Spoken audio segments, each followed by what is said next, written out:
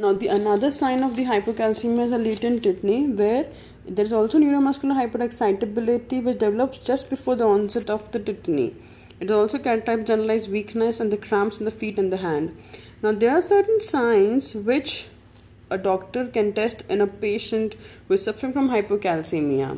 So, the first sign is known as the Trougeot sign. The Trougeot sign is caused basically whenever there is a blood pressure cuff is placed around the arm and is inflated to a pressure greater than the systolic blood pressure for 3 minutes. And now this will occlude the brachial artery.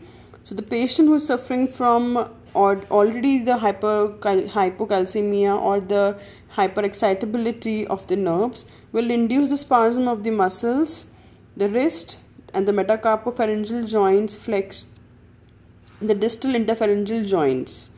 All these joints, basically it will induce the spasm of the muscles, the wrist and the metacarpopharyngeal joint, they will flex, and the distal interpharyngeal joints, they will extend, and the fingers will adduct. So all the signs of the carpopedal spasm, if basically the cuff is placed around the arm and inflated to a pressure greater than the systolic blood pressure. Now the Trougeot sign will look like just like the figure in the B. The fingers will adduct and there is flexion of the metacarpopharyngeal joints, and the distal interpharyngeal joint, they will extend. Now the next sign is the Shostak sign, wherein there's a twitching of the facial muscles. So whenever the doctor will gently tap over the facial nerve in the front of the ear, there will be a twitching of the facial muscles. So the A diagram is known as the Shostak sign. And we have the third sign known as Earp sign, which is the hyperexcitability of the skeletal muscle even to a mild electrical stimulus.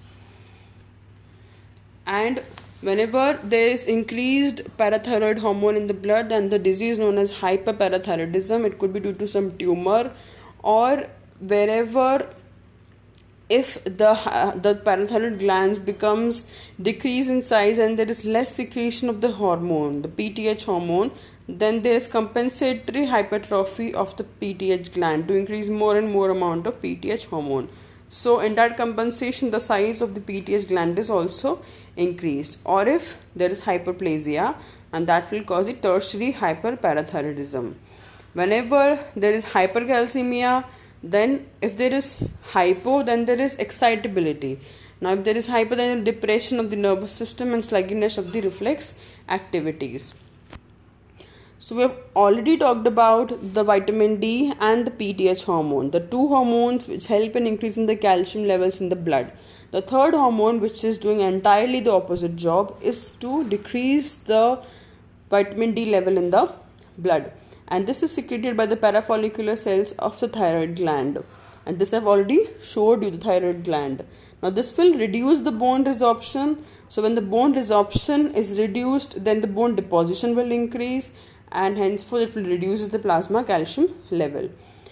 So the effects of the calcitonin, basically the primary stimulus for the calcitonin secretion is increased plasma calcium ion concentration. So whenever there is increased plasma calcium ion concentration, the calcitonin is stimulated, and this will cause the decreased calcium and the phosphate concentration by inhibiting the bone resorption, inhibiting the formation of the new osteoclast. So it will decrease the absorptive activity of the osteoclast, hence it will shifting the balance in the favor of the deposition of the calcium. It will decrease the absorptive activity of the osteoclast. The second action is to decrease the formation of the new osteoclast. So whenever the new osteoclasts are not formed, then there will be no resorption of the bone.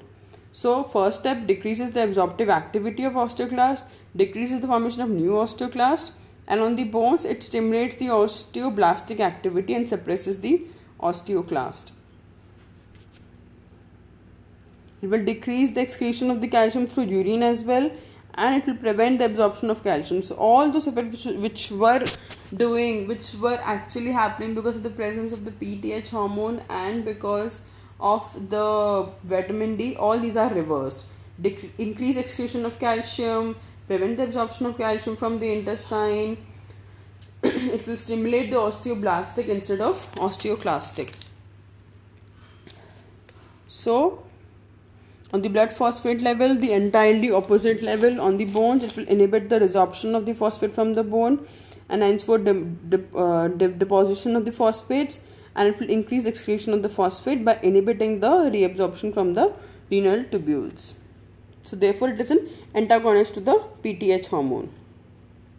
Now as you can see, there is this diagram which is showing the modulation. Whenever there is decreased blood calcium level, then what happens, the parathyroid from the PTH hormone is released and it goes up to the bone, causes resorption and release of the calcium. In kidneys, what is happening, vitamin D is converted into its calcitriol active form, and in the intestine this causes the absorption of calcium, and henceforth you can see normal blood calcium level is reached. Now whenever there is increased blood calcium level, what will happen, thyroid gland will secrete calcitonin, and this will cause deposition of calcium back into the bone, and therefore normal blood calcium level is reached. So the regulation of blood calcium level is done by main three hormones, the PTH, the calcitriol or 1,25-dihydroxycholecalciferol, and the third one is the calcitonin. So it is increased by PTH, it is increased by calcitriol, and it is increased by growth hormone as well. And these all causes, it will all cause an increase in the blood calcium level, decreased by the calcitonin and by the cortisol from the adrenal cortex. If the vitamin D deficiency is there, of course, the adults will suffer from osteomalacia, and in children we have rickets. Now, one thing which you need to know, why hypocalcemia always causes the nervous excitement, because whenever the ECF calcium decreases below normal, the nervous system becomes more excitable. Why? Because this causes increased permeability to sodium ions, allowing the easy initiation of the action potential. So what happens? The action potential, the time period of the action potential is reduced, and there is fast action potential is happening. So that is why whenever there is more an easy initiation of action potential, the peripheral nerve fibers become excitable and they supply to the peripheral skeletal muscles, and henceforth the body suffers from the spasm. So with this, we finish the calcium metabolism, and this is a very, very important topic for your exam purpose, especially the applied aspect of the hypocalcemia, and of course the calcium metabolism, all the three hormones, how they are regulating the level of calcium in the blood. Thank you. Stay home, stay safe.